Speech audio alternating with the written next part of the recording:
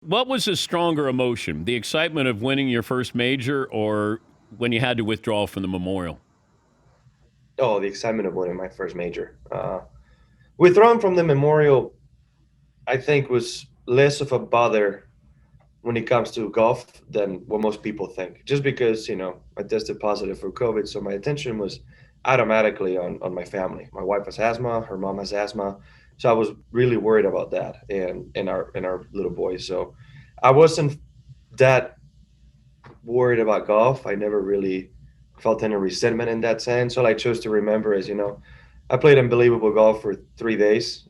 Short of the guys out there playing really good, I feel like not that I'm officially the champion, but I would have had a good shot. So, we'll remember that. And I was just making sure I was doing everything properly to keep him healthy and not spread anything in our family. And so when that's your priority, golf was absolutely secondary. I was mad for you, John, the way you were informed. Like, it just wasn't fair to you. They could do that privately. Did anybody ever apologize to you for that?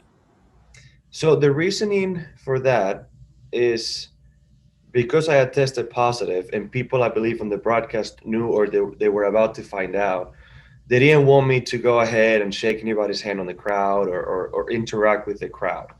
Now, being on the Okay. COVID tracing list, I had really been like mindful about not doing any of that.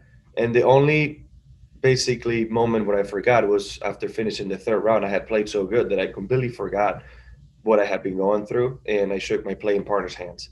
Now, both of them had COVID, so I feel like it was okay. But um, they didn't want me to go in the crowd, and at first they didn't want me to go inside to sign my scorecard. So it was a bit of a confusing idea, and that's why they told me on the spot. Now, knowing that it's the second time they put me in a vulnerable spot on national TV on the same hole on the same tournament, Oh, boy. well, it felt a little bit, almost more personal. But they did what they had to do, and yes, the people in charge did. They told me that it could have been handled better. But also, I'm listening to Faldo and Nance. They didn't know. And they ended their broadcast and we saw the emotion. Like I thought the worst. I thought something had happened in your family.